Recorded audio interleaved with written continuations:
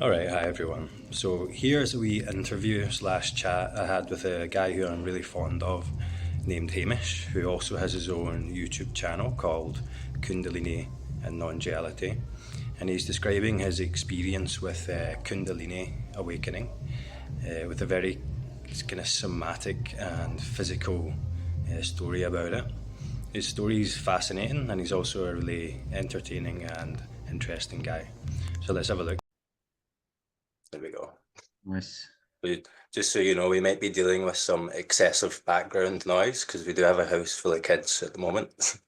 So, Nice. but I'm sure it's fine. How are you? I'm good, mate. Yeah, I'm pretty tired. I'm on day two of my yoga course that you might have seen Cool. me mention. I'm training to be a yoga teacher. Awesome. So it's great. It's great. I mean, I just feel completely in my element, but I do have a sore throat. I'm a bit run down, so I was kind of disappointed when I started because I'm having to do some pretty physical stuff. But yeah, today was great. And when we started with like yoga and it was like really full on, but felt great afterwards. And then it's lots of self-inquiry stuff. Today we're talking about Ramana Maharshi and all the kind Really? of things that Okay. I'm Interesting. already, What absorbing. kind of yoga is it that you're It's doing? called Vinyasa yoga. Hang on, I might Okay. take my jumper. Sorry. It's called Vinyasa flow, which is just a style of yoga. It's so like Bikram, it's like in a sauna, like how Bikram does it. Except Right. Bikram's was like 90 minutes, a lot longer, and it was just like going through one position, then another position. This one it flows one into the other, and I love it. I love it. It's great. It's Cool. great for strengthening, and I think it's a way to ease into meditation because I'm not really a meditator. I can't. I get kind. I get. I can't. I get caught up in thoughts. I get in my own way. Right. Like I'm trying too hard or whatever. Yeah. But for Yeah. some reason, the yoga, when you lie down at the end of the class after exerting all that effort, the lying down is called like Shavasana pose, and Okay. that's where I feel at my most kind of expansive and chilled out. And so yeah, it's great. It's just yeah. So I guess it's movement meditation, right? It's all connected somehow. Yeah. Yeah. So I guess I'm kind of interested in like how this whole awakening thing uh, unfolded for you and is unfolding for you, and what that looks like to you. Looks mental is what it looks like. it's, it's insane, man. I mean, so yeah, I mean, stop me if this gets boring, but going way back, I got into, I think I had, I was a very much in my own mind um kid, or like my teenage years was shit, like rubbish, because I was like suicidal, and I think I just didn't know who it was. I didn't who I was. I didn't feel like I had a future. I hated school. I don't know what it was even, and it's hard to put yourself back. It's all memory now, but I guess I was just like severely depressed, and there was like one suicide attempt, and I was just kind of like, it's just feeling rubbish. I didn't think I could do. I was like, I don't think I can do this. Whatever's required of me, whatever's asked from, whatever's being demanded of me in this life, I was like, I don't think I'm up for it. Like, I don't think I've got. Um, so it was pretty bleak, really. And then I Yeah. remember finding a book, and it was like maybe the first spiritual book I ever read, and it was called something like Music of the Mind, and it was this beautiful book about the universe, and it was almost like an introduction to spirituality, which I knew nothing about. And the end of the book, the last sentence really struck me, and it was something like, even small things in life, like someone smiling at someone else in the street, can have an effect, the little things. And that kind of, I remember crying at the end when I read that. And I just remember that as a turning point. Shortly after that, I went to drama school. I felt a lot better because I'm an actor, and suddenly I found my crowd. I was in my element. Everyone was a bit crazy there. I didn't feel as mad. Yeah. There was a lot of like taking Cool. like smoking cannabis and drinking and doing pills, and actually a lot of my spiritual experiences, if you could call them that, came through these the use of these substances, which I don't recommend that people get fucked up, but when you take MDMA, it's kind of like, oh shit, it's like Yeah. really Yeah. chilled out, I and it get was a that. way Yeah. to observe yourself without that anxiety that was there all the time. Just like, okay, the anxiety is now gone, and now I can kind of focus in and think about what the hell's wrong with me, what's going on with me. So I was using them not intentionally, but I was using them in a way, I think. And anyway, eventually I took mushrooms, and that was another eye-opening thing. I was like, oh my God. And all this stuff seemed to play a role. It was like I'm coming online or something. I'm just realizing that I'm not my thoughts, something else is going on. So it started off this whole journey of self-inquiry, and I started reading about Buddhism, and I found the terminology in those books just way too. I just like I see something in what you're saying, but it's so dense with like traditional language, and I can't break through into it because it's all Sanskrit, or it's all like it was all Greek to me. But I there was something in it. I was like, I'm interested in this, but I got to put the book down because I'm not with you. And then eventually I came across Eckhart Tolle, and I was like, okay, right, I can start to understand what this guy's saying, because he's just taken a bit of everything and he's condensed it into his own words. And suddenly now this is accessible now. And it's the first book that I remember reading where I was like The Power of Now, and his follow-up one. I was like, right, okay, I'm not my thoughts. There's like an awareness. I'm sort of watching myself. My mind's constantly was like running away with itself, and I could do that, and I could practice presence. I couldn't have a sort of I didn't have the patience or the discipline to sit down and set a watch and go, right, I'm going to meditate for an hour in the morning or the evening, as some do. But I took on his suggestions when he said stuff like, don't worry about that necessarily, just when you're going around your day, whenever you feel stressed or if you feel anxious, whatever, you can just bring your attention back to your breath, and then feel your inner body, what some people call like the chi energy. And then I started to harness an ability to do that, just to notice when I was away and then bring myself back. And there was no real clarity around this. I could kind of tell when I was away, and then like the presence would come in, and then it would be clear that I'd been away with the fairies, and that kind of brought me back. But it wasn't really clear that, okay, now this is the self and that's the little self, or what ego was, or any. None of that was clear. But I could do this little gentle exercise quite well. And then I did that for years. And I think during that phase there must have been quite a lot of suffering, because otherwise I wouldn't have been doing it. And I listened to a lot of his stuff, and I sat there and I pretty much watched everything that came online about him, all like his meditations, whenever he'd do talks and seminars, and I would just do it a lot. And then at some point it just petered out, and I did notice the effect of it was that it just, because I'm pretty sure I've got ADD. I've never been diagnosed, but I've got that kind of monkey mind that jumps around. And I did notice I was just more present. Like I remember going to a job interview, and it wasn't about anything I was interested in. It was like working in a call center or something. And I think for the first time in my life, I was able to sit still, and like I heard everything that was said, all the instructions, even though it was kind of boring and didn't really interest me. And I was like, I even remember thinking, I think this is what normal people experience. I think this is just being normal, just sitting on a chair listening to someone. But because I was so messed up before, I had to do all that work just to get to a point where I was like, okay, I'm listening to you. It's like I'm not like a crazy person now. I'm just So what was the mind like before? Just insane, man. Just Yeah. crazy. Just crazy. Just non-stop. Just non-stop. I think the first time I tried to meditate, I just came straight out of it. I went into look, and I was like, I can't even hear anything in there. It was like 5 different voices going on at the same time, songs in the background. You know what I mean? I just chaos. Yeah. So all that kind of seemed to get me to a point of like, okay, I am able to be still, to an extent, even though I still just felt like a normal person. And then cut to like 6 years ago, maybe something like that, I saw one of them radical non-duality speakers just popped up on my feed. Yeah. And that was a game changer. And then suddenly I was like, I still don't know what that is, non-duality. And like I've heard you make videos about it, and some of it resonates. And I really like the way you talk, because it's just different. And anyone who's got their own take on it, just suddenly I'm like, okay, I've not heard that before. So I kind of zone in on people like that, whether because the radical thing is the same message and over and over. But when I first heard it, something resonated, and I was like, oh fuck, like it just had an immediate effect that's hard to explain. And it wasn't just what was being said, it was the body language of the speaker and the eyes and the kind of the sense of abandonment in the way they were sitting. And it just touched something in me, and then I was kind of hooked on that for a while. It was uncomfortable at first. This wasn't like oh, I'm really glad I heard that. Now I've got something to sink my teeth into and go and Yeah. enjoy. It was kind of like I kind of almost regretted hearing it, but not really, because I there was something in it. It's like, okay, I need to go in this direction now.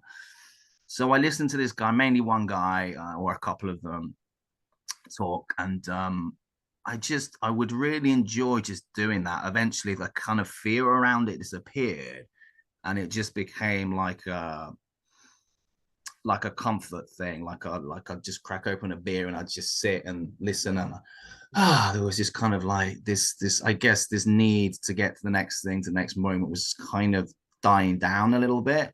That's the way I So what describe it. what was the effect of that on your mind at this point? So you mentioned that your mind was messy before, but then at this point, what was the effect, if there was any, with I the don't think there non-duality was thing? much effect at this point. I don't think there was much effect. But the way it went was that I just felt peaceful. I mean, it was almost just like for me, like going to the sauna or just going somewhere where like I'm going to feel peaceful when I listen to this, because that's yeah. I just, there was an attraction to it, which kind of turned into an obsession. And I remember at some point just watching more and more videos. Like I wasn't really getting anywhere with them, and they would say that like, you're never going to get this. It's not something you can understand. And I was like, I'd still sit with it and I'd enjoy.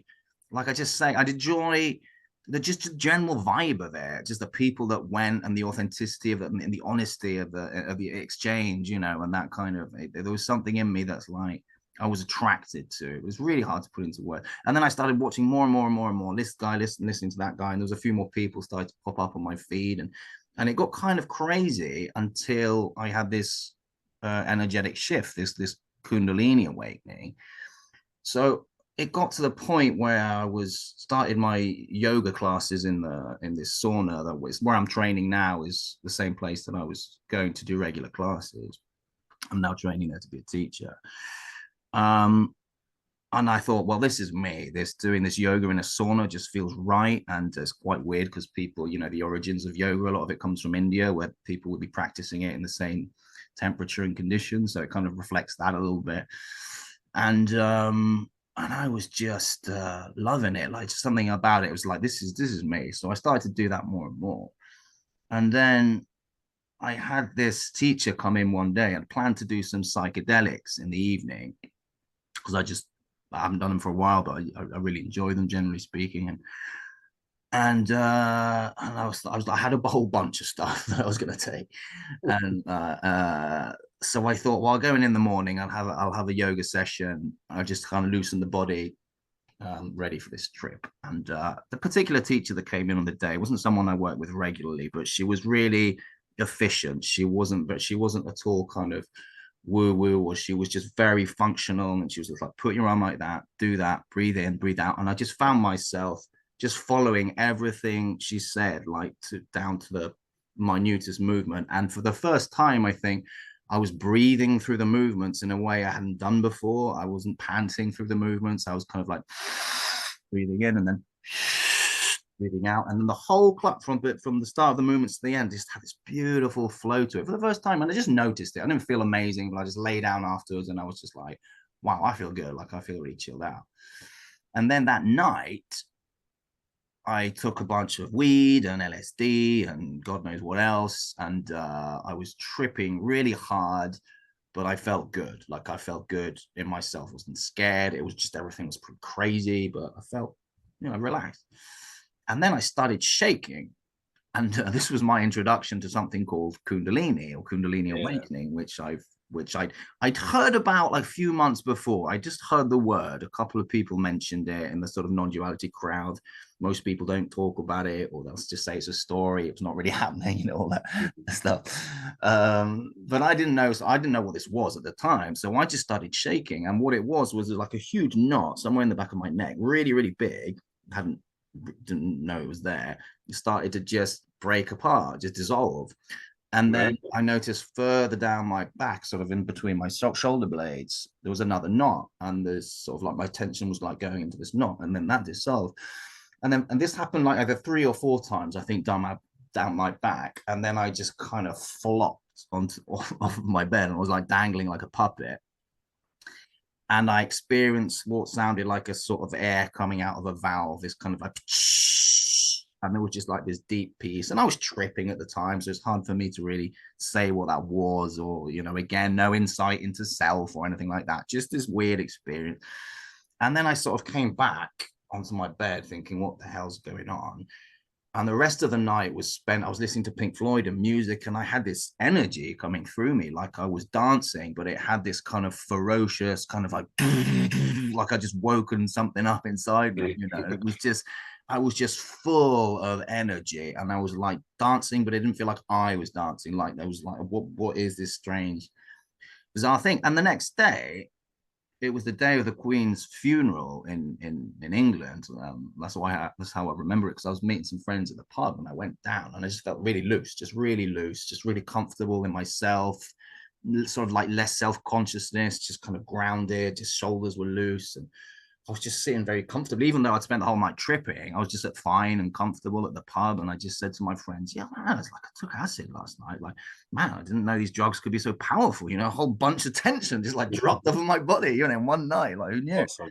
Yeah, I just couldn't believe it. And it was only like a week afterwards. I think by the time my body had returned to some kind of homeostasis, because I took so much stuff that I then had to like get rid of. And it was about a week afterwards, I was at a dance show, a burlesque show.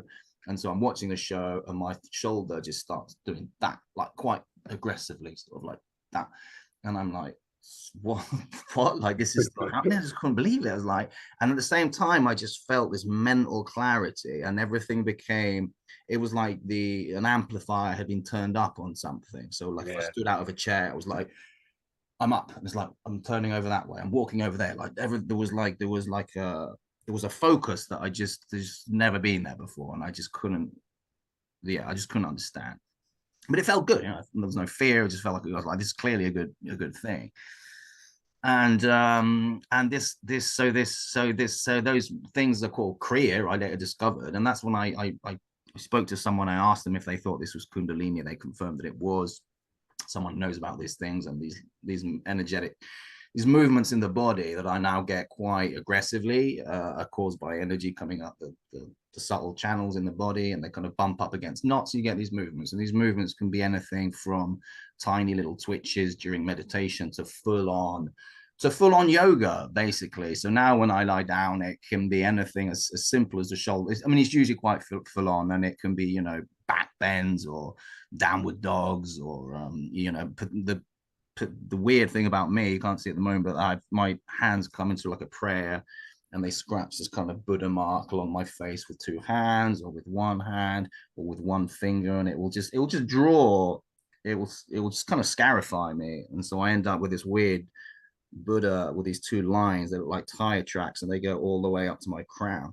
And this has been happening for 2 years, on and off. I mean, it happens all the time. That sometimes it will just keep it really subtle and you can't really see it, and then at other times it will do it really aggressively. It was doing it more aggressively towards the beginning. 2 years ago, it was really like breaking the skin. It was quite painful, but I just kind of let the energy.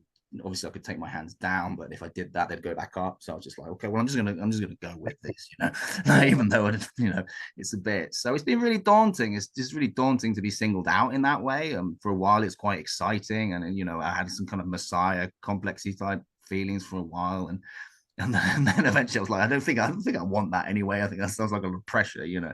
So, but you know, the ego loves this kind of being singled out, right? So. It's completely spontaneous then, the movement then. Oh, completely Just comes spontaneous. out of the blue. Yeah.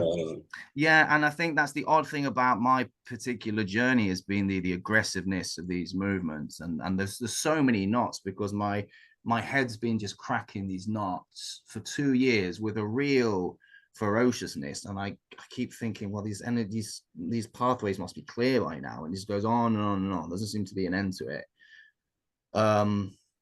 But yeah, it is. So now if we just relax, it will start doing it like that by itself. And that's just, it's any time I allow it. So I can just sit here, obviously, and have a normal conversation. But as soon as there's like an extra bit of relaxation, it's like you invoke it, and then it starts happening.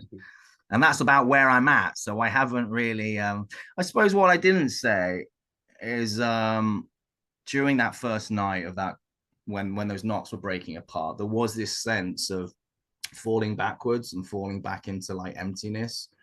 And at the same time, I'd listened to all this like no self stuff, and it felt like energetically I was kind of, it was a bit like what people were talking about. There didn't seem to be anything behind phenomena that I could find. It was just this kind of falling backwards. And then another night, because I've been listening to a lot of speakers talk about how uncomfortable it is to seek, and like the seeking energy, the feeling of needing something that's coming in the future that's going to satisfy you, and that's going to be the thing that's going to bring you fulfillment. That could be anything, you know, sex, drugs, rock and roll, you know, a wife, a career, just the next thing, you know, a cup of tea, whatever it is. It's just this, I always just had this sense of like, I'm not comfortable. I just need to keep going. I need to keep going. This awful discomfort. And I think during awakening, I just became more and more aware of this discomfort. And is that like a physical discomfort, you would say? Yeah, I would place it in the stomach somewhere. Yeah, felt very physical actually. And then I mean, during this Kundalini process, you have so many, you know, the physical stuff is the most obvious stuff, but then there's all these sort of shifts that can happen that are really hard to, well, they're not necessarily hard to describe, but it just seems it's different person to person how people describe it. So one night I felt I was in a pub, and it felt like for a while there was like something in my head, like a sense of me or a sense of self, or just, I wouldn't even call it that, just a sense of self-consciousness that I didn't know I'd placed that in my head, but when it went away, I'd realized, oh, there seemed to be something in my head that went away. So it was like this sense of self-consciousness. As I was listening to non-duality and going through the Kundalini thing, it seemed to be getting thinner. And I don't even know how to describe that. It's just a feeling that I had. Like I was less concerned about how I was coming across. So in a conversation, instead of being like, God, what am I going to say? It's my turn to speak now, whatever. There was just less and less concern about that kind of thing. So I just noticed that words were coming out with ease a bit more, with less. So it was like a filter. It was like a filter that was becoming thinner. And then I was in the pub one night, and that it just went away. And I was just like, oh, that's really odd. So I was just looking around, and I was like, and nothing had changed. It was just like something had been taken out of the equation that I didn't know was there. And I really don't, to this day, I don't know what that is. I can only call it some weird imaginary filter. There was like cling film or something. And there was just, again, this feeling of freedom where I was like sat, and I mean, I was, you know, it was a comfortable scenario anyway. I'd had a couple of beers, I was chatting with friends, but what I was saying earlier about this sense of not really caring how I was coming across, that was like that times 10, where suddenly like it didn't seem to make even much of a difference whether I was speaking or whether someone else was speaking. You know, it was at some point like, okay, they're speaking and now this mouth is talking. Like it just didn't, we were all just there, you know. It's just, and there was, again, no idea about self or ego. It was just, I'm just describing the way it felt, and I guess I've just got used to how it's felt since. So that was one kind of major shift, and another one further down the line. And I think at that point I thought I was enlightened. I thought, well, this is non-duality. This is like it was like something that's there that seems there. Oh, it's not there anymore. Brilliant. And then I was getting all these weird, and I still get these weird. I feel this weird connection to ancient Egypt, and I feel this kind of, I don't know. I recently discovered that there was an occultist in my family who I saw that actually. Yeah, yeah. Like, Cool. That's yeah. really cool. Yeah, he's called Charles Jones Stansfeld, and he worked with Aleister Crowley. He was a very famous occultist, like the father of modern magic, essentially. And this was kind of one of his, like, I don't know, friends or disciples or someone who worked with him. And he branched away from Crowley in the end because he had his own ideas. But he wrote a book called The Egyptian Revival or something like that, which is all about stuff that I'm interested in, like tarot and the Tree of Life and all. It's just stuff that comes up during Kundalini awakenings. It just points you. There's a little signpost, like I get a lot of third eye stuff sometimes, not a lot, or phases where I get a lot. You'll just literally see something. It could be a number or the flower of life, and then you'll see it on a book, and you'll go and feel inclined to read that book. So for a while that was happening. I got pretty excited, and I was just like reading stuff and then seeing synchronicities, and I was, but there was still a lot of seeking going on, even though I thought I was enlightened and I was non-dual or whatever at this point. And this kind of following of the clues led me to this Zoom meeting at some point, or so it seemed. And so I log on to this meeting, and this was wild. This was wild. This has been a wild story because it was when the head storing was really aggressive, and so I had blood that was like kind of streaming down off of these lines here. But I didn't care. I just went onto this Zoom, and I don't know, I was in this weird state of mind where I was just like, this is me. I'm a guy with blood on my face. I don't even care. I'm just going to be myself. I'm just going to go on there and whatever. And I don't know what I expected. I think I had some ego trip where I thought it was just going to be people like me, maybe with weird face marks, or like 7 of us, or this sort of grand thing. And people were going to, we are the 9 or whatever. You know, I was in such a weird psychedelic place. I was like, well, anything could happen. And of course, I logged on, and it's just a bunch of people trying to figure out this very cryptic, non-dual stuff. Yeah. And then the weird thing was that, like 5 minutes into this Zoom seminar, the speaker starts saying, you know, when you feel like you have a key and you open a door, and the door's going to lead to the treasure, and you get to the treasure, you open the treasure, and that leads to something else, like in a video game. He said something to the effect of, yeah, that's all bullshit. And when he said that, because that's exactly what I'd been doing, I'd been following all these clues, and I had all this excitement. And when he said that was all nonsense or bullshit, it just landed somehow. And I started shaking as energy was going up into the brain, which is still doing. I feel that happening a lot. And I turned off my camera because I didn't want people to, you know, I thought I'm already freaking people out with blood on my head. I thought, you know, they don't want to see some mad guy doing that. And I turned off my camera, and then I just had this intense moment of despair, like absolute despair, that I kind of laugh about now because it was actually very short-lived. And the next morning I was fine, but obviously at the time it was just horrible. And I just remember everything just kind of went like just crawled to like a stop, and I was just staring at my laptop, just like I just kind of went catatonic essentially, and completely still. And there was just no, and to me, the way I describe it now is it was like a whole chunk of that seeking energy was just kind of just wrenched away from me in one fell swoop. You know, it was just goodbye that, you know. And it was really uncomfortable, but yeah, basically, again, it's hard to think back now. And I remember I kind of turned my light off, and I rolled over and went to bed. And I think my last thought before I fell asleep was something to the effect of, oh, at least I don't have to do it anymore.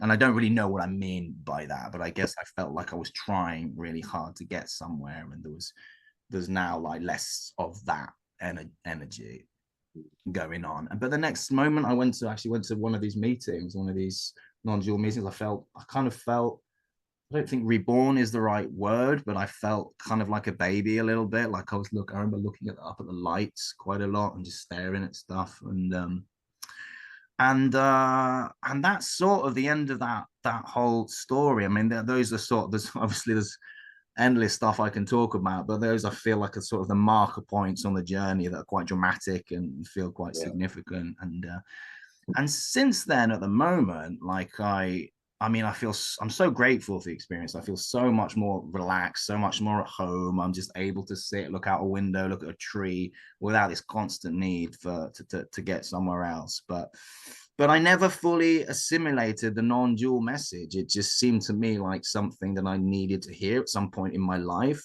That it was like a pivotal thing that I needed to sit with and hear, and it had an effect.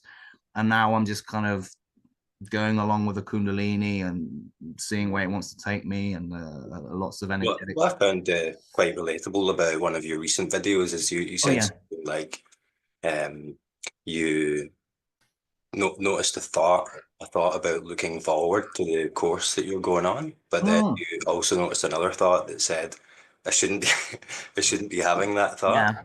And then I think I've heard you describe it a few times, the kind of psychological aspect of non-duality being like a kind of a negative thing in life, and like kind of like a hindrance. Yes.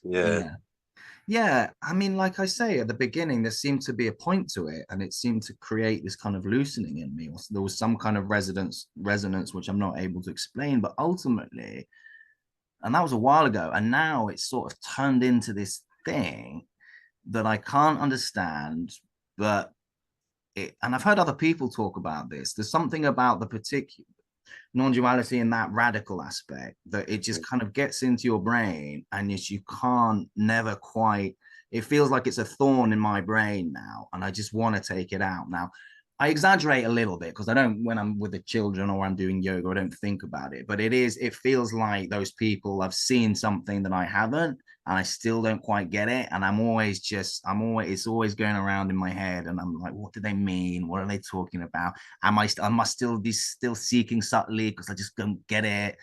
And I find the whole notion of ego quite confusing as well. So there's just so much confusion around it that what seems to and going back to that video, it's a bit like the non-duality, which is meant to be experiential, has just turned into this kind of conditioning whereby if I'm not acting in a way that in the way that they kind of present or they talk, if I'm not experiencing what they're talking about, I must be doing something wrong. And then I get stuck because exactly, I was looking forward to starting this course, really happy about it, and there's all this excitement, and then in me there was this subtle resistance to the excitement because I'm thinking about what they were saying, well, that can't be real, it's not really happening, so why am I getting excited about something that's not real? And then I can just hear their voices all the time because I've listened to it so much, and they would say this, they would say yes, but none of it's really happening, or you're not doing it, and I just get into like confusing loops where I'm just kind of like, and it's got to the point where it's become a hindrance because it's like, why am I even thinking about this now? Like now I feel peaceful, I feel happy, I feel like I'm enjoying my life because of the shifts that I've been through, but I'm stuck on this thing. It's like my shadow. I can't quite. It follows me everywhere, and it's like, how do I get rid of this now? It's like it's doing my head in. So the beginning it was good, and now it's turned annoying, so to speak. Yeah. I guess I'm quite interested in your story as well because it's like, from what I see, it's like very physical, like very visceral, and it doesn't line up with what you hear with your kind of general non-duality awakening stuff. It's True. It's novel. It's expressing in I guess, would you call it like a physical or energetic way? Yeah. I would say this whole journey for me has been energetic, or somatic is a good word. And I think hence the yoga and all that. I think I'm just someone who, because I'm not intellectual at all, but I'm quite sensitive, and I find the body as a doorway to awakening is I think that's the way I've just been doing it automatically, is just getting into the body, and like again with this feeling, this energy of need and seeking, it just became more and more obvious that it seemed to be somewhere in the stomach, and then I would just sit with that before I had that, and now that seems to have gone pretty much as far as I can tell. But I just felt it in the body, and like I was saying, with the sense of me seemed to be in my head, the sense of seeking and discomfort seemed to be in the body, and maybe it does relate to the chakra system, and there's blockages in the third eye, like who knows, I don't really know.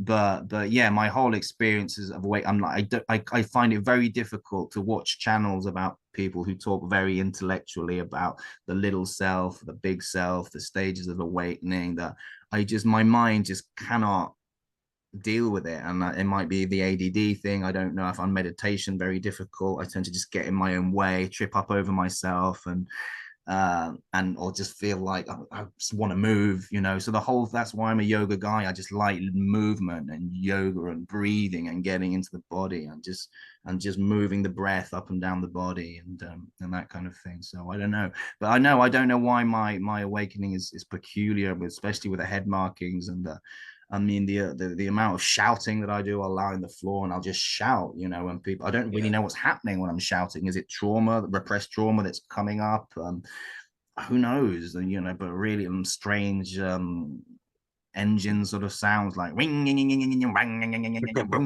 like who knows what's happening here? I've no idea. And people will say, okay, it's blockages in the energy body. Some people will say it's traumas and knots from your life, from past lives, even that you're.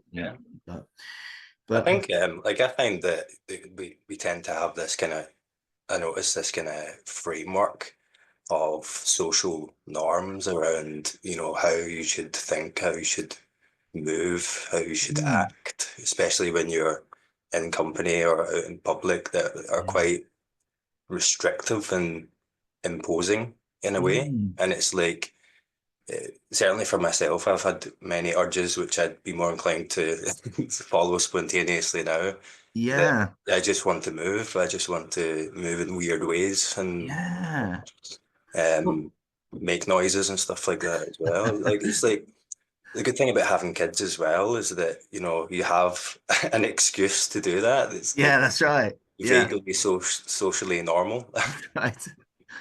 Yeah, I think that's something I've noticed about me. I work in a nursery as well around kids, and I love, I mean, they do my head in as well, but I do love because I'm just so silly and all self-consciousness has just gone away. It was in the Yeah, past, I feel really weird about doing some of the things that I'm doing. I become like a kid again. I become like a lunatic.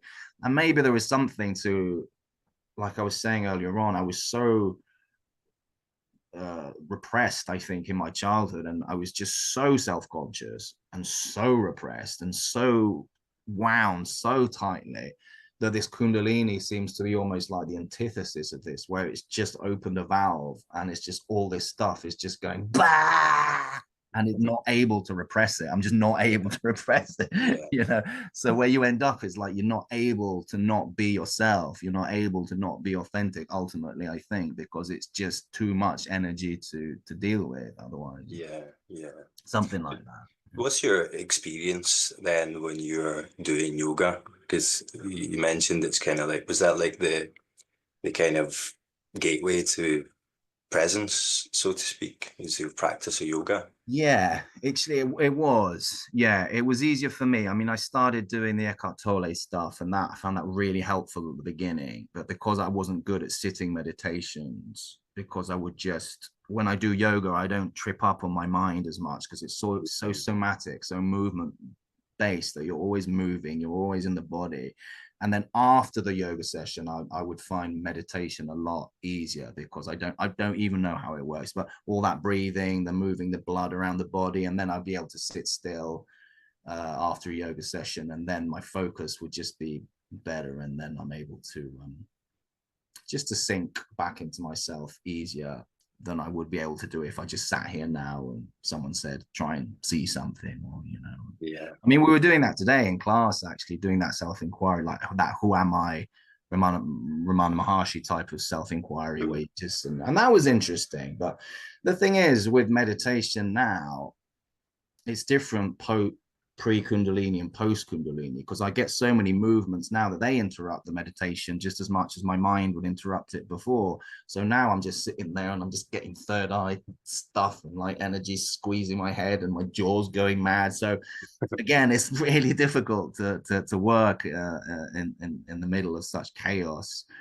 But I trust that the Kundalini is eventually is going to. It just seems to be clearing the system, Yeah. and I think Did you ever have like were you always kind of inclined towards like physical stuff, like when you were younger? Yeah, I mean, it's funny. I remember my gym teacher at school saying in one of my cards at the end of the year, scoring cards or whatever, that he said Hamish has got loads of skill, but he's kind of lazy. Like he's not like I remember he said he thought I had a lot of potential, but I wasn't. I was very good. I was very fast, but I just didn't have that competitive spirit. I didn't have the passion, and that's something that Kundalini has actually brought back to me is this sense of like a passion for life, which is kind of it's not probably not really an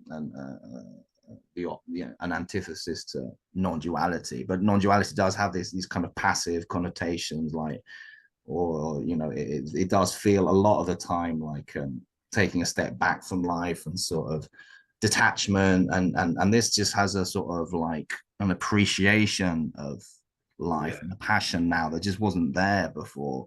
And that's part of the reason I'm trying to just get this thorn of non-duality out of my mind, because I'm actually just enjoying being a person, being the person I wasn't able to be before because I was so repressed. It's like now I can live as a person, as a normal person with a name and a story and a past and a future, but just live in that in a way where I'm not you know, completely tightly wound. Yeah, yeah, um yeah. I get that. So I kind of came into it through, do you know parkour or free Yeah, running. no, I've heard you talk about Yeah, it. Yeah, yeah. yeah. So, but what I liked about that is that it completely departed from the kind of that framework of the social norms of like you should walk on this path and you have to Right, walk this way. right. And it was like looking back now, it really was a form of meditation. It Yeah. was like a kind of physical, visceral connection to what's happening now and a connection to and like an awareness of the environment. And there's like a definite play element to it, which was Mm, the kind of freeing part because there were no rules. And mm. you could move in weird ways and it's even cooler. Yeah, yeah, yeah. And there's I would describe it as like play. There's Yeah, yes. play, I think, is a big word for me. Same. Yeah. Yeah. Mm.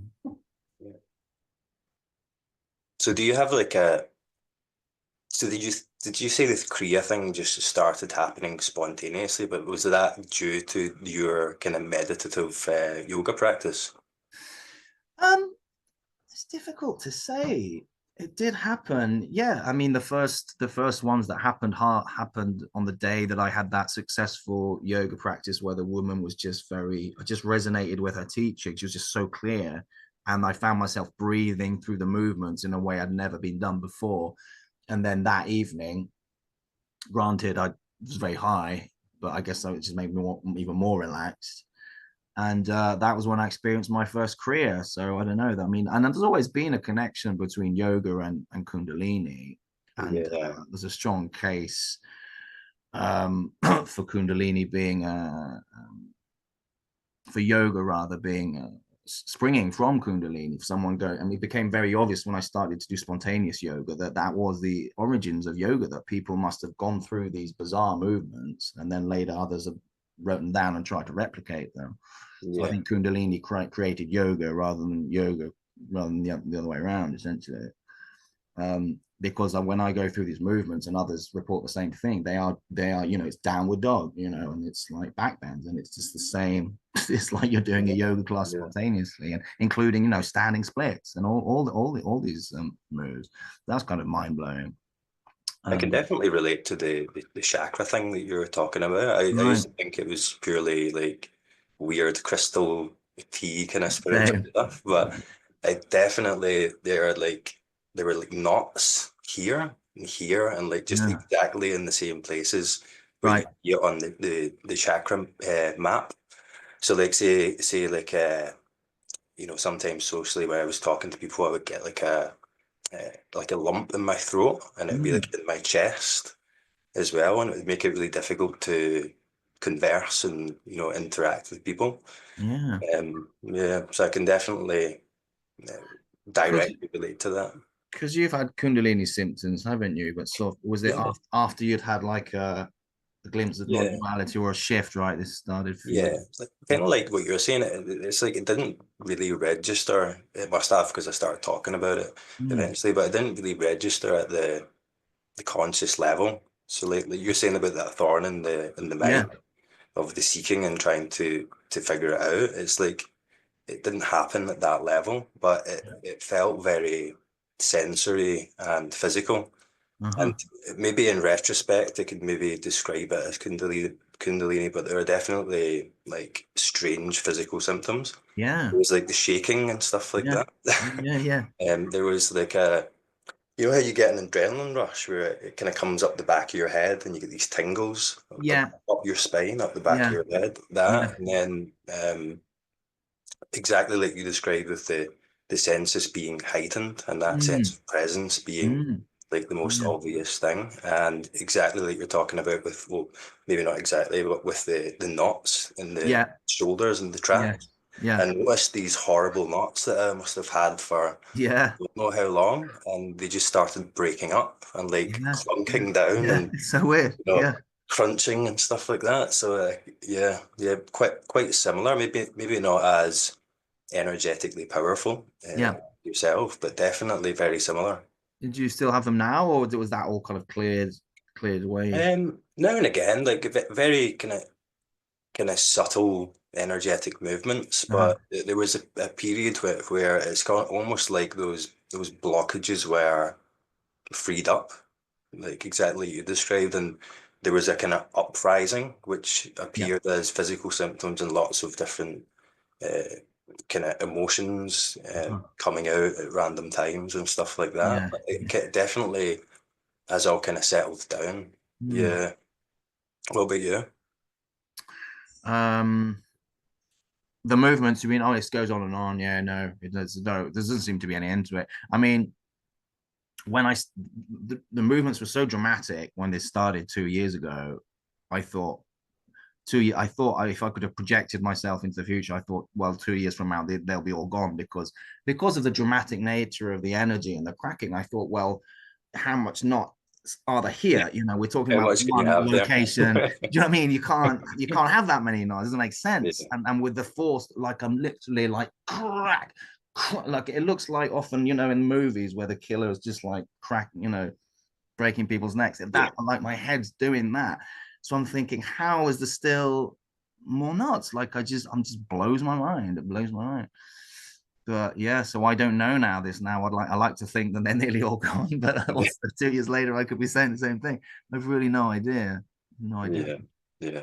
Mm. So do you kind of move with it? Do you like if you're saying was it not quite shocking to have these movements spontaneously appear first, but then do you feel like you've started to kind of flow with it and integrate it into to life? Yeah, I think I was quite good allowing it right from the off and just kind of going, okay, I don't know what this is, but it's so powerful that all I can do is step out of the way because it's bananas. And at first, you know, I was quite self-conscious about it, but now even at work, I'll just do a bit of head stuff. And if I'm walking to work or I'm walking through the street, I just allow it. And so it happens as I'm walking. And sometimes I'm walking and I'll stop and I'll just bend down and I'll bend up and I'll just trick and just carry on walking, you know. So I've sort of gone beyond the point of, you know, worrying about people looking at me like a weirdo. And even with the face markings, you know, if they're pronounced, you know, I find it quite funny to go and sit on the tube and go through movements and just see people's reactions. You know, had people stare at me and kind of like, you know, just weirdly people get up and move to another seat, maybe, you know, but yeah, I just let it happen because it wants to happen so badly that I can't resist it. So So how do you feel like compared to before all this started happening and then compared to now? I feel great. I feel great. I just feel, I mean, the movements never stop. So thank God they don't hurt. One of them hurt for a while. And I was like, oh God, that's really uncomfortable. And then once that section of knots broke up, it was fine again. Thank God, because it happens continuously. It does get kind of boring in the sense that I can't really read a book without twitching or watch a movie.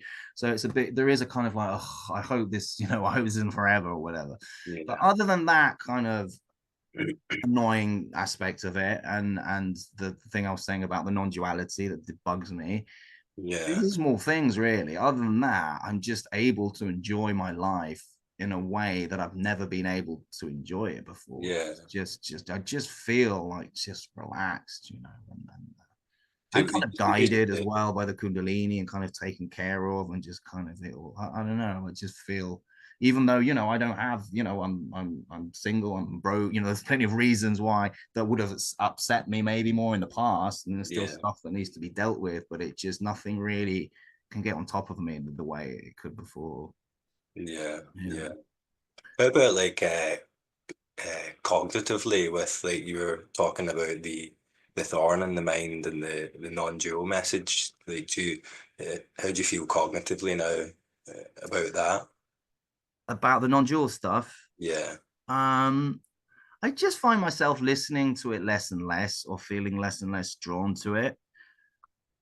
But there's always a sense that I will be a little bit, because it's like, but I don't know. I something that was really exciting at the time and that I felt like I really needed to investigate has now become kind of boring and kind of Mm. redundant. And I think it feels like I just needed to hear it, and allow it just feels like I don't need to hear it now. It's like I want to know what it is. I Yeah. want to know what people are talking about. I want to have that experience, but I don't feel like I really need to. Like it's like it's not really a problem. It's just like it would be cool If some point that becomes clear, but it's not Yeah. obsessive, it's not Yeah. kind of whatever, you know. Yeah. I could probably live a life like this and then die and be okay without knowing what that was, you know. That would probably be Yeah. all right. I think it's quite cool because it seems like it all like I can relate to a lot of your experience, and okay. it Yeah. seems like it's all kind of happened at like a level that's not conscious and not cognitive, which is Yeah, kind of my that's experience as well. true. Yeah. Yeah. But you did a lot more self-inquiry, I think, like the meditation and sitting. Yeah, yeah. Yeah, I did it with walking as well because I had the same experience. I couldn't sit still. I didn't Right, really right, like right. sitting still Ah, because you okay. get like, Yeah. and then the mind would kind of rev up. But actually doing something physical, like or rhythmic, like walking, breathing, looking at the scenery, but it was like you mentioned, that flow was there, and then that Yeah. connection to what was happening was there, and I just found Mm, it really easy to inquire that way. yeah. Whereas it felt kind of like forced and artificial Yeah. to sit and like this kind of thing, and Yeah. you know what I mean? Yeah. Yeah. One thing I will say about Kundalini, I've heard loads of people say similar things. It feels like there's a lot of efforting until Kundalini awakening, like forcing, meditating. Not that meditating has to be forced, but for me, it felt like efforting, and then Mhm. post Kundalini, it just feels like relaxing and allowing. So it's almost like it was an efforting journey until Kundalini, and then it's become allowing and releasing. That's the general vibe. And Have you some talked to anyone else about that has had similar experiences to yourself? Yeah. Not, Yeah. I mean, not to this degree with the weird mark and the intensity of the Kriya, but certainly with the Kundalini. I mean, what's great about it is when you go through something like this, what's great about it now, and didn't used to be the case when people first wrote about it, but you know, there's lots of Zoom meetings about it, not lots, because it's still, you know, it's pretty low numbers on, you know, considering all every person on the planet, but it's happening. You know, you can find these places on YouTube. There's organizations now. There's a great website called kundaliniawareness.org, and these are very like well-made, fancy websites now with people researching this, and the scientific community beginning, not really, but beginning to talk about it, and you can just find your crowd now quite easily, and because people who are going through, you know, there's not an overwhelming amount of people that this is happening to. It means that you can see some speaker or some psychologist who has Kundalini experience and text them, and they'll reply to you, you know, because Yeah. it's so it's quite easy to find your community really. And there's a friend of mine, a very close friend of mine, he's kind of talked me through all the initial symptoms. There's a guy through my YouTube channel as well. There's a guy who's just posted a few things, and you know, he's commented, and I got in touch with him, and he was saying that his Kundalini awakening has striking similarities to mine, and he can kind of, because he's a few years later on down the line, and but he just says I remind him of him, and he's kind of like, he can kind of tell where I'm at because he was at that same place, and he's very coordinated. So he almost acts as a guide or a reassuring sort of Yeah. presence. Yeah. And just people you can talk to now, where you can just go, did you go through this, or does this make sense to you? And Yeah. you can Yeah. just reach out to people, and it's so fascinating because it's so individual, person to person. It really is completely unique, and obviously there's the same themes, there's similar movements, and but it really is experientially completely different, I guess, depending on your genes, your psychology, your Yeah. all of that, your traumas, it really is.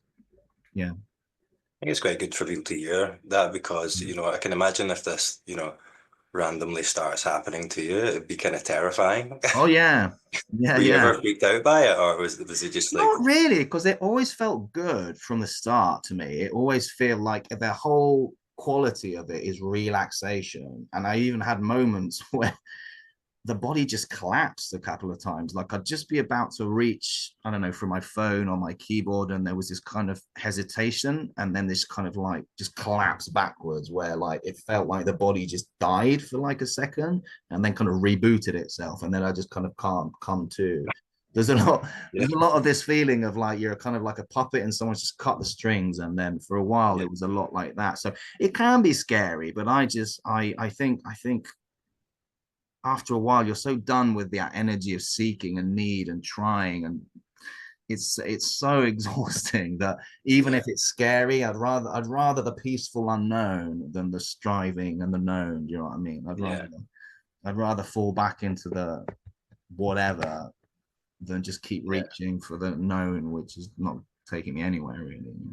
That makes I can remember one experience that I had. I was walking back home from work to my car in the middle of Belfast, and um, something moved up through my body, and like oh, you're saying, it just took my legs away from under me, and I just oh, collapsed. But it felt like uh, emotion, oh, a wow, wave of emotion that came down and up, and it literally just floored me. Like it was really wow, intense. But I can't really tell you what the emotion yeah, really was. So I mm. guess you could call it like emotional energy, but wasn't a distinct emotion that you could Interesting. maybe describe. But it came up from the ground, did you say? Or Yeah, it came through the bottom of my from my hips straight wow, up through my body, and yeah. this way. So Yeah, I've had, I mean, because traditionally they say the energy can come up from the root chakra and it kind of clears the blockages all the way up to the third eye and crown, and it comes out. And that's when people tend to have these sort of wild, yeah, no self experiences that are related to that.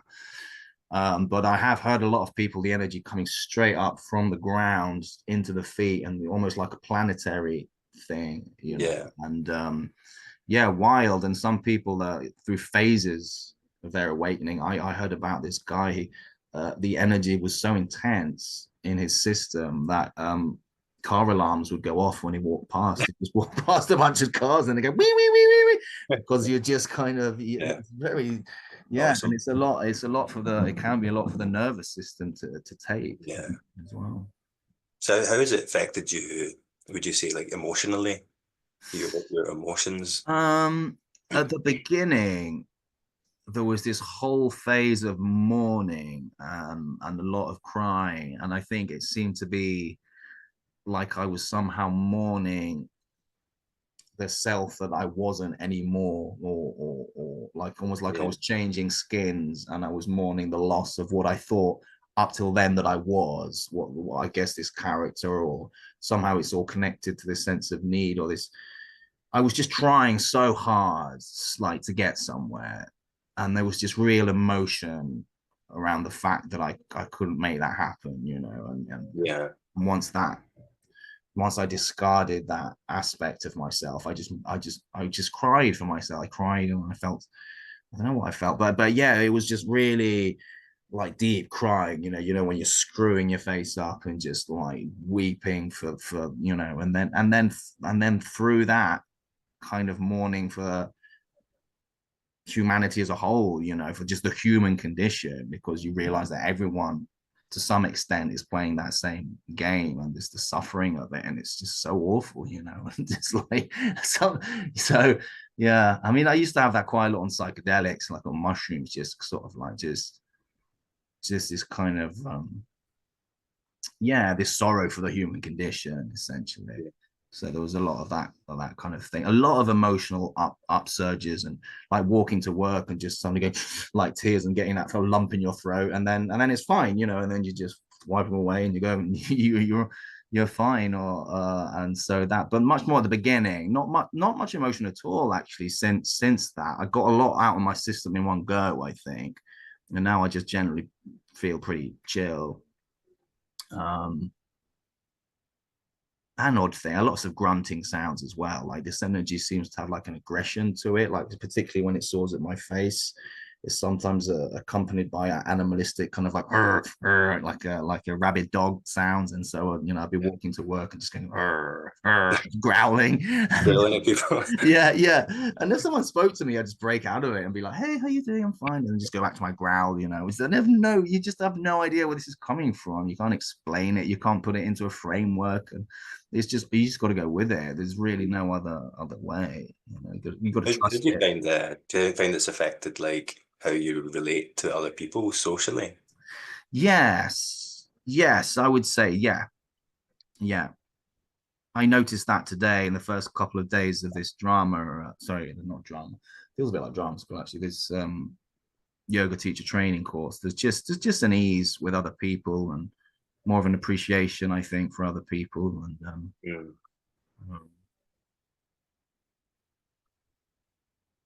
yeah, but I mean, I'm the same personality. Like, not much has changed within the structure of my person. I was always kind of silly. I was always kind of far out. I was always kind of ridiculous in many ways, and a lot of that's just the same.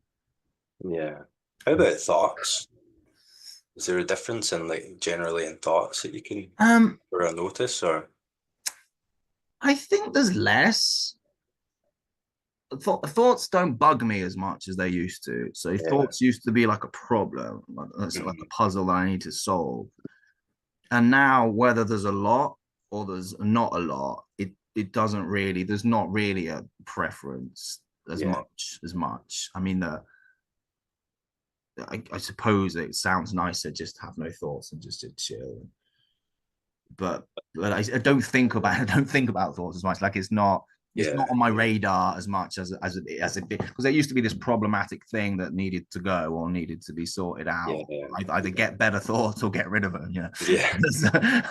Whereas now it's just like, they're there or they're not. But the does, generally speaking, the does seem to be less, and I think it just goes with this magnification of energy and this kind of alertness that is just some like, it's like thoughts don't have the same room to really take you over. You kind of go back to the alertness quicker. So like the thought will come in and it will grab your attention for a second, whilst before you might go through a hole down rabbit holes that you no longer go through as much.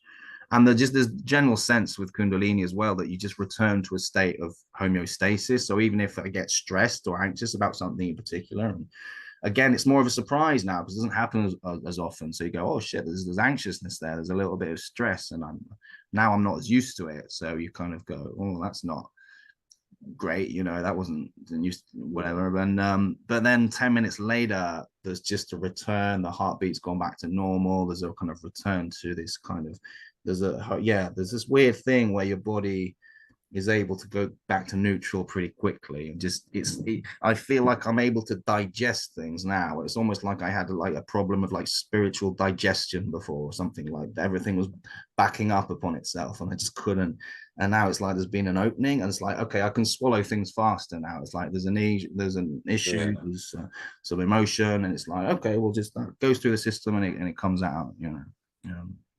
So there's this, it's like it's just systems working better, basically. How about the senses, like the visual senses, or like sound, or physical touch? How's that changed, if anything? I've not noticed much difference in the world of the senses. I mean, that I do get moments of deep stillness now come just descend more often, and then I feel my extremities quite like tingling, and I feel like energy, like I feel like I'm more sensitive to energy, you could say, maybe. But I haven't noticed an experiential difference in the way I perceive the world through the senses. It's kind of the same. Yeah. Yeah. No, I love it. It's like I really relate to and feel a similarity in a lot of the things that you're describing, kind of along that story for myself, but Yeah. it maybe expressed in a different way. But yeah, That's cool. I can totally empathize with a lot of that, and like how it Yeah. played out and what it feels like, and how things Right. change for sure. Yeah. Yeah. Yeah, that's interesting. It's interesting. Similar themes, perhaps. Yeah. So the is this what made you interested in yoga in the first place, or were you in No, the yoga? yoga came before all this. The yoga was just I think in lockdown I just because there was not much to do, I just thought, well, this is an opportunity to get more into fitness, and I started doing HIIT workouts, high intensity, jumping around and doing squats, and I just suddenly enjoyed just pushing my body to see how far I could go, more than I'd never done before. Kind of going back to that gym teacher who said I had potential, but it was kind of being unused. Not that I was thinking about that, but I did feel like there was just a joy in just creating energy, you know, just kind of going with it. And to the point where sometimes I like in the middle of a HIIT workout, I just start crying. It's like it's almost like I don't really know why I'm pushing myself. I don't need to push myself. It's hard, but like it's like something wanted to break free. You know, there was a real pushing, and the same thing was happening more and more when I started doing yoga.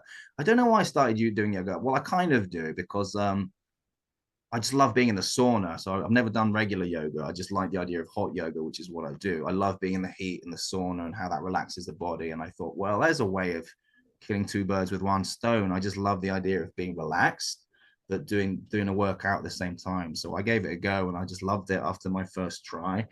And I had similar experiences when I was kind of reaching for a stretch that I wasn't able, that didn't come naturally to me, but there was just this passion to like, no, come on, you can do this, you know, you can push. And then I'd start crying, and that's around the time the Kundalini woke up. So it's very odd, because on the one hand, I'm listening to all this non-dual stuff, which is kind of like, there's nothing you can do, it's just what's happening, just it's all, you know, but there was a real, with the yoga, it was like pushing hard. It's like, no, motherfucker, there's something I can do, and I'm going to reflect this, you know. So it was a yin yang thing. It was like both at the same time, is what it felt.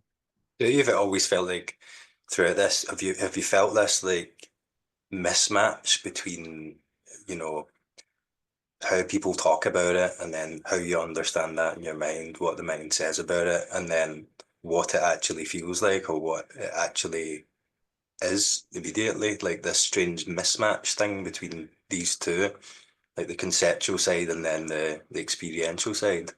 Yeah. Do you mean with yoga, or just with Kundalini, or with awakening? Oh well, both. Yeah. Yeah. I mean, I think for me, yes, the experiential is always different to how people describe stuff. Yeah, I would say so. I would say so.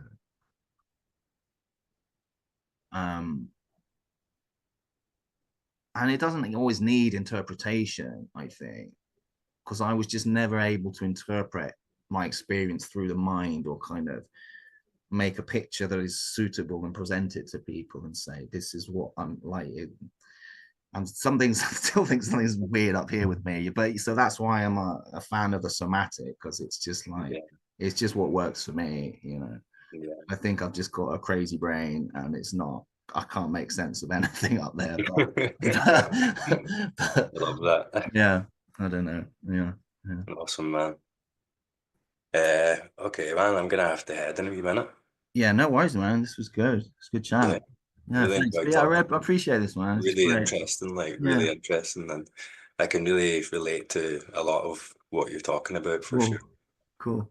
Yeah, and thanks for your channel, man. I mean, I dip in and out. Like at the beginning, I was like, there was a lot of stuff you were describing that I just thought. Again, it was when I was more into the non-duality stuff. I was like, this guy's, because everyone just brings a different. It's just so refreshing for me to hear people talking about it in a way that's not that bland, radical. Yeah, it's just like those guys. Sometimes I can't, you know, they all sit the same and they all talk the same, and it's just, it's really nice to have a different flavor. And I think you're getting a lot of good feedback from your channel, you know, now. So it seems to be working for people. Yeah, that's what I appreciate about yourself, is that it's like you're so authentic about it, and it's like there's no rigid, like learned framework about, Yeah. you know. That's why I was interested in talking to you and, you Yeah. know, posting up this video, because it's just so, like you're saying, it's so different. There's not that baggage there, Right. and it's, you know what I mean, and it's Yeah. Yeah. novel in that way that I find True. really refreshing. It Yeah. Same. kind Same of back to you. combats the norms of non-duality and Right. the rigidity of it that Yeah. you And I can think that's like what I enjoy that. enjoy just as a person, is just kind of breaking the norms and just looking at things through fresh eyes, you know. Yeah. Yeah. I'm an artist as well and an actor, you know, so I like to yeah. Well. Awesome, man. All right then. We'll Cheers, dude. leave it there. Have a good Yeah. night. Enjoy Yeah. your yoga. Let me You know how too, you get man. on. I'll Cool. talk to you again. Catch Cheers. you later, man. Bye.